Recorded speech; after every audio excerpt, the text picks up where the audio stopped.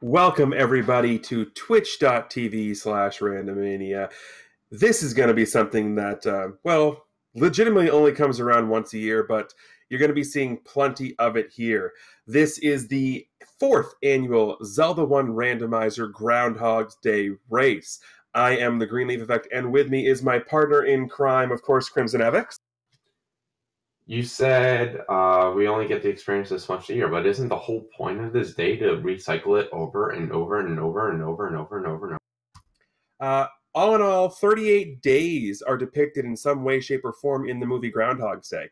I really hope we don't get to 38 retries. So yeah, because this rule set's a little different, we'll cover it really quick while we're just waiting for the last few things to go on in the background, like runners filing, readying up and everything. But a few of the things you'll notice when we start here that I want to cover ahead of time is, well, first of all, the overworld is completely backward. It is a mirrored overworld, so a lot of the screen scrolls and everything else that we're used to, we won't be able to use anymore. But there are a few new ones that we will be able to use. Real quick, before you move on, I do want to let people know that this happened to me the first time I saw the mirrored overworld as well. It is rather visually shocking, so don't be surprised if the first time you see it, it does cause a little bit of weird sort of nausea, vertigo type of thing. That happened to me the first time too. I just want to warn people ahead of time that that is something that you could see because you're so used to the overworld being the way it normally is. Seeing it mirrored 180 can have that effect. I just want to let people know ahead of time. Absolutely. You'll also notice that with the overworld, the burn bushes and the bombs spots aren't always necessarily where they're supposed to be. We'll get into it a little bit later, but there is a shuffle on that to where they can be located in each screen. We are running on a mixed overworld, so it could be first or second overworld spots as well.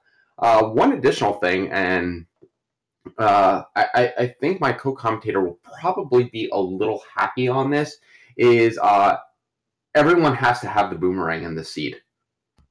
All of our runners are actually going to be beginning each seed or each iteration of the same seed with the blue ring and the boomerang, just to help out a little bit, because this isn't so much combat centric as it is exploration centric. So that is something else that they will be looking at, is having the boomerang and the blue ring to start out. I would like to point out that I was in no way, shape, or form involved in the formation of these flags, but I do highly approve everybody having to hail Lord. But with that in mind, there are other things we will get involved in here, especially the merits of the other new flag here, the recorder. But with that, we have got the okay here on our side of things, so we're going to be underway momentarily. As for that recorder, Krim, do you want to explain why the recorder is a little bit more overpowered this time around?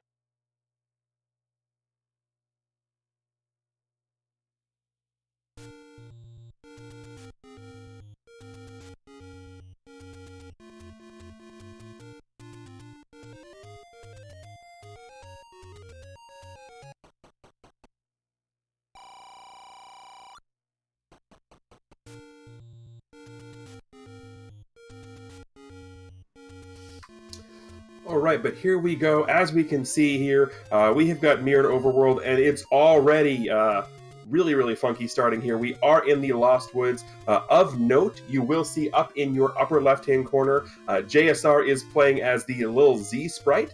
So as you can see, his magical boomerang is a tennis ball, because what good doggy doesn't have a tennis ball? He's an absolute good boy. And Adirondack Rick is up there playing as the gorilla sprite, also appropriate for starting with the boomerang, because that's what they throw at you here. Mirrored Overworld having a little fun over on Rue's side. This is also the result of the shuffled spot happening, so any of these gravestones could potentially push.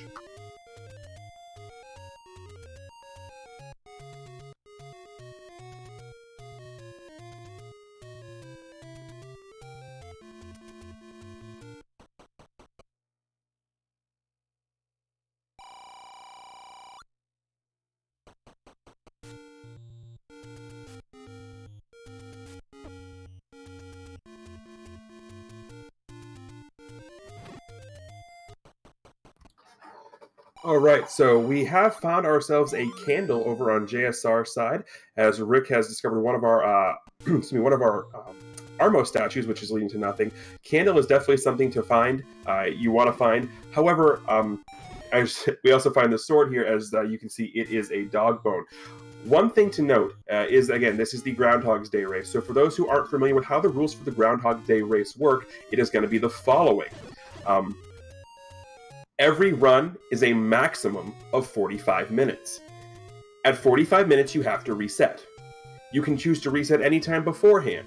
You're going to be starting the same seed, so any knowledge you obtain in the first seed can be used for the second seed, and so on and so forth.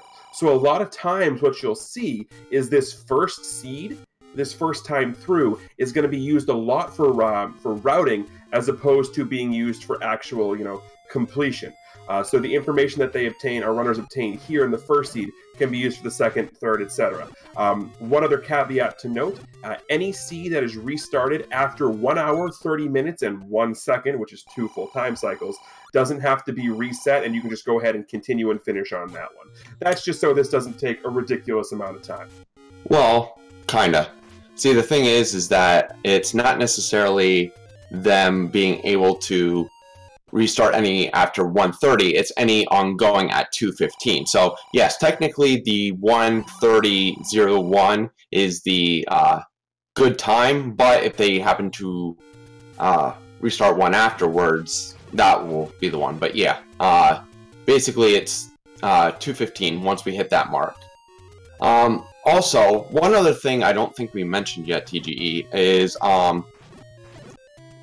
if we happen to find the power bracelet or the raft or something like that at, let's say, the Armo spot, well, it is important to note that the wood sword can be located at one of those locations. We don't have wood sword just in an open cave, but it can be blocked if item was accessible, but it doesn't matter because we did already find the sword. Yep, we also have found our Armos item down in our lower left-hand corner. Rooslugs found it. It is, in fact, the wand. And one thing I do want to just bring up, I'm not sure if it was heard or not, but I did segue into the recorder. The recorder, in addition to opening up the one hole it could hold up in regular First Quest Overworld or the other potential ones in a Mixed Quest Overworld, the other thing to keep in mind is the recorder flag is on, so the earlier our runners find the recorder, the better, because the recorder will whistle to unfinished dungeon locations. Absolutely, and you see Jabeth there checking a few different areas with his bombs on this screen. Now, the way this works is the randomizer can only really put like the bomb walls and the burn bushes on specific columns based on how the layout of that column is. So it's not going to be every single bush is a possibility to be burned on every screen, or every single bomb, every single cliff is a possibility to be bombed. There's specific ones, and the runners actually did have access to that little cheat sheet, which you can actually see in the link under !Groundhog. There's actually information on it, and that's going to help them a little bit in their navigation. Now, if a screen doesn't normally have a cave on it, we also will not have a cave on that screen at all. It's just shuffled between the screen itself. Yeah, so continuing on here, we have all of our forerunners here on screen still doing some exploration, and the interesting note here is, usually at this point in a run, you've at least run into some sort of dungeon. We haven't seen any yet, although I will say it is a little bit disorienting playing a mirrored overworld seed, but the fact that we've got 4 runners on here and we haven't seen any at all dungeons does make me think that we might be looking at a heavy Death Mountain style seed here. Yeah, definitely possible. One other thing to note about this is you will see runners making a lot of decisions they wouldn't normally make through a normal playthrough. Typically on your first run through these seeds, you are in information-only mode. You're not going to be sitting there and searching every single dungeon that you come across. You're going to do a lot of overworld exploration to find out exactly where everything is that you need, and probably doing a little bit of digging in the dungeons to find specific items. Don't be surprised if we see resets maybe 12, 15 minutes in to start another run or something like that, because at a certain point, you're just going to cap out the amount of knowledge you can find before you run your time limit to the max. So you really want to have a good balance of getting information and getting to your next iteration as soon as possible, because typically by your third, you want to be able to be ready to just go at it. And there's some fantastic information. Adirondack Rick has found that our white sword item is the ladder. It is going to be up in the northwest corner of our mirrored map here, which is technically going to be, it's technically the northeast side of things normally. Also, we have got level 3 being found down on JVET's side. And level 3, the early dungeons here are great to find, simply because they're going to be pretty easy to navigate through. And oh yeah, I believe there's something else about the dungeons that's here that we haven't seen in quite a while when it comes to a lot of our Zelda 1 randomizer stuff, Grim. Yeah, we are playing with shapes because obviously this is about exploration, so entering a dungeon that you already know what it looks like doesn't amount for a lot of exploration. Now, our runners can still enter a dungeon in any dungeon edge, so it's not necessarily going to be from the bottom as we saw here with level 3, but we are definitely looking at shapes that we have to worry about. And level 3 was over on, well, the western coast of Hyrule. Oh, unfortunately for Javeth, trying to take out these wall masters in what could potentially be a staircase room, instead the wall masters getting all kinds of hands-on here. So he's going to have to go back and explore some more. And speaking of exploring more, Rick has found level 2 up in what would be the Vanilla Letter Cave location, but of course it's mirrored, so it's not quite there.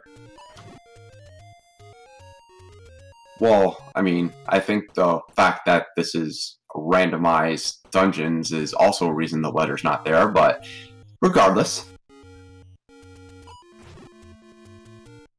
And wow, level 3 being very hands-on today.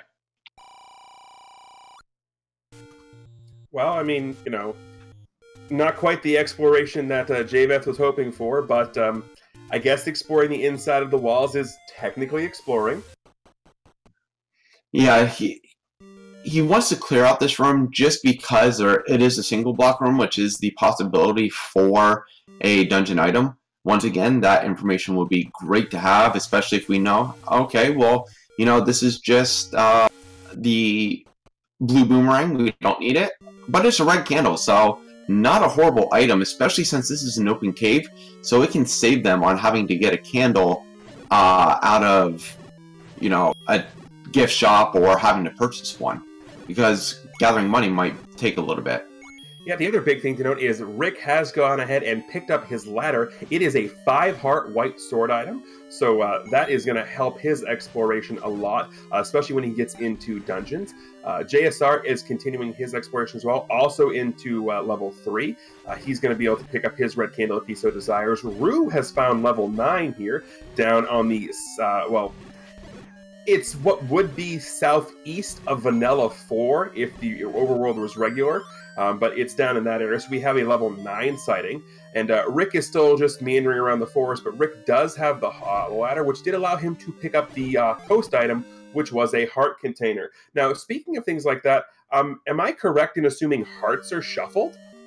Yeah, we do have Heart Shuffle on, so we could find something like silver arrows on the ground in level 8, or something like that. So hearts are included in the key item shuffle, so some levels might have nothing but hearts, some levels might have 3 items, so we'll have to see. Also, another reason that the red candle is a great pickup for JSR and Javeth this early is they don't have to do what Rue Slugs is currently doing and going on and off screens to find a certain burn bush. They can just sit there and burn right down the row and not have to worry about it. And I like what Rue is doing here. Rue is, again, in full exploration mode, so he's already got a candle. Instead of picking the heart container, because he has the blue ring, goes ahead and picks up a potion, which is going to allow him to continue doing his exploration because he will have just more health to play with. That's something you're not going to see a whole lot of, especially with 3 hearts, but here, when this exploration is so key, especially in this first iteration, that's a very, very interesting and ultimately nice pickup. Yeah, it's not a bad idea. 3 hearts I'm a little leery on doing, only because of the fact that there is still that white sword item, and we know it is the ladder, so that might hinder his exploration if he gets there and he just doesn't have 5 hearts. Javeth did grab the Triforce out of level 3, so he at least knows where that is when he goes in later on, so he can make a quick beeline for it. He is probably thinking about re-entering here and just looking for the final item. We'll have to see if he chooses to do that, while JSR is swatting at a dragon. Yes, I just love, this is one of my favorite things about the randomizer, is the fact that you have all kinds of different custom sprites. And ladies and gentlemen, boys and girls, we haven't had a chance to do this in a while, but I believe now is as good a time as any to go ahead and name that ink blot. Well,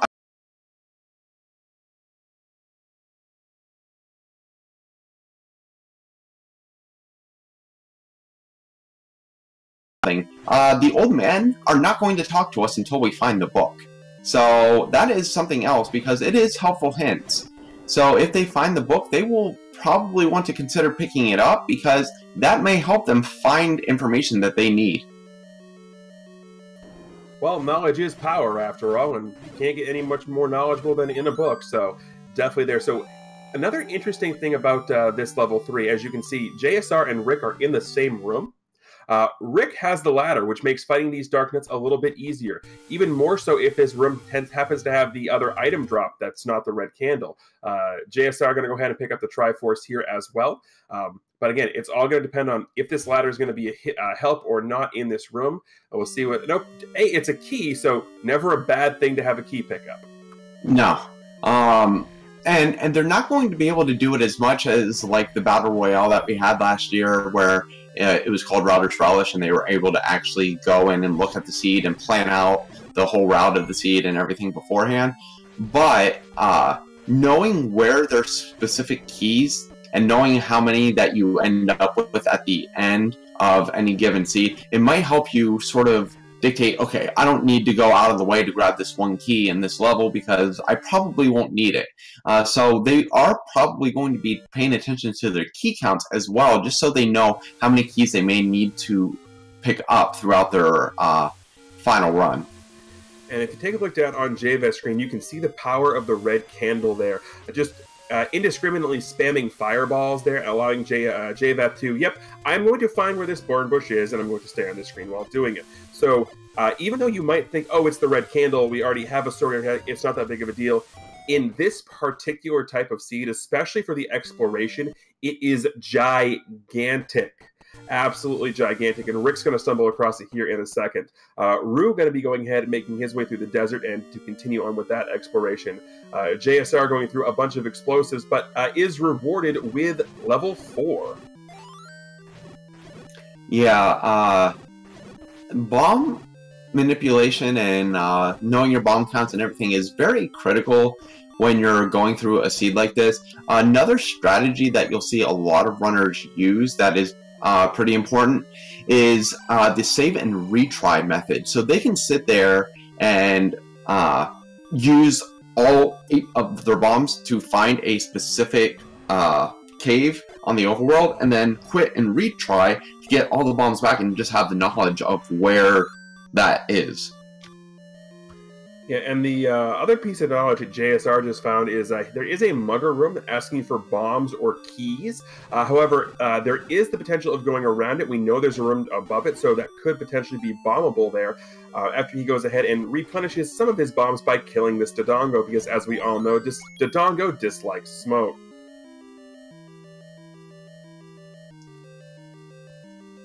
We have our first Wizrobe sighting here in this level 4, and yeah, everything here in this level 4, based on the color palette, is a little bit difficult to see. I completely acknowledge that, so that's not just on you guys, that's just the whole thing. One of the things that can potentially happen here with the palette shuffles in the dungeons is some things can blend in. Yeah, they're not too bad. I can still see everything. I guess one thing to note is that the dungeons do actually maintain their first quest properties in shapes. So, like level 1, 2, and 3, unless you have the old man or something like that, and wow, that is big for JSR. Speaking of having the old man, exactly, that will allow the old men to be translated, and they are, as Krim mentioned, helpful hints. So JSR is going to have a huge advantage every time he comes across an old man in a dungeon, because they will give information. So that is fantastic for him to find, especially in this first iteration.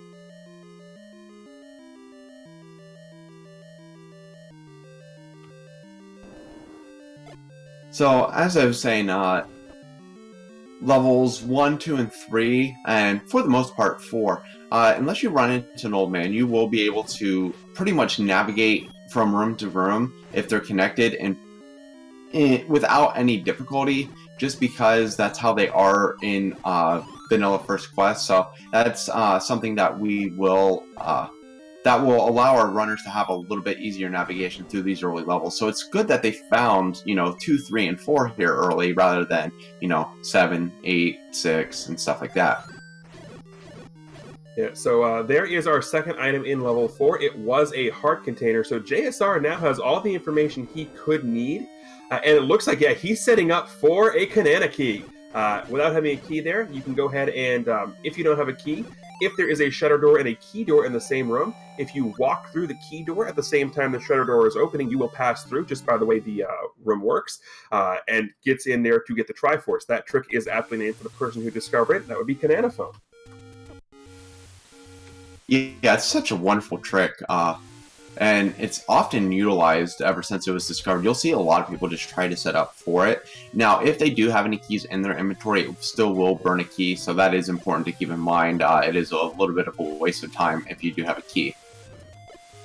I remember when that first happened on screen, I was actually, I'm pretty sure I was on call for that race and had no idea what happened. We were sitting there, we're just like, wait, what? You can do that? It was crazy. We have finally, Rue has found level 3, which means he'll be getting the red candle soon. Rick has spent an awful lot of time diving into this level 3, trying to figure out what else he needs to locate. Unfortunately, what he needs to locate is a key to get where he needs to go. Absolutely. One other thing that I guess I could mention about the Kanana key is they've actually discovered since the whole shutter door thing that Kanana key also works with a bomb, but it's a lot harder to set up. Normally it requires a damage boost, but it does work with a bomb as well.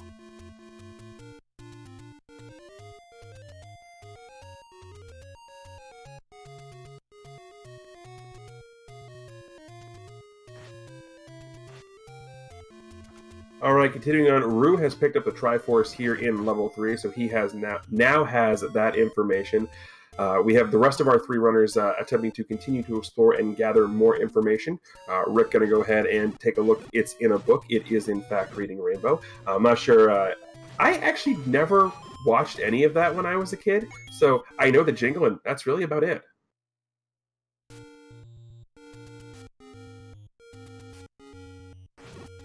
Well, I mean, I guess it doesn't surprise us any that you're illiterate or something? I don't know. Oh, I can read just fine. I just never partook in watching reading Rainbow. But what I would like to partake in is the 126 rupees that JVeth found as our large secret. So that is very, very nice, especially in a seed like this where if you come across the book, you do want to at some point purchase the helpful hints. Maybe not in your final run through, but definitely being able to have them at some point to have the information, especially when you're still looking for stuff. Having that money is very, very nice. Yeah, and it's great to have that you need to route in rather than 6 medium secrets or a combination of medium and small or anything like that. Just being able to say, okay, I'll grab this one large secret. I know I have to buy arrows because I'm arrow blocked here. It's much better for routing, so being able to discover any of those 3 is really nice. Well, interestingly enough, JSR went to the first hint shop, and the first two hints he bought were the two items he knew about, the red candle and the book. The last one, however, is a very nice piece of information to have. The any key is in level 6. That's both good and bad news for our runners. The good news is, well, they're going to know where the any key is. The bad news is it's in level 6, which can be the most obnoxious level to route, especially if that happens to be the floor item. Oh yeah, because statistically speaking, in shapes, dungeons are going to increase in size from levels 1 through 6 because the first 6 dungeons will share the same 16 by 16 shape grid, and they all have to fit into it. So progressively, you're going to get dungeons that get larger and larger in size as you go up. So statistically speaking, level 6 in shapes is going to be the largest of those, and more than likely it's going to be the third largest dungeon you're going to get, because 9 is going to be the biggest one, because of course 7, 8, and 9 share their own grid. 9 takes up 8 by 8 space of that one by itself. Speaking of 9, hey look, there it is! Yeah, JSR, our second runner to find where level 9 is, while Rooslogs does discover the ladder, and discovers that 4 hearts just isn't enough. That potion he took earlier coming back to bite him a little bit, as if he had that, he would be able to go ahead and pick up that ladder. But he is going to go ahead and find level 2 up here in this letter cave. Rick putting the red candle to use and does discover where the burn bush is, you know, after only burning down half of the forest. Picks up 28 rupees for doing it. JSR going to go ahead and pick up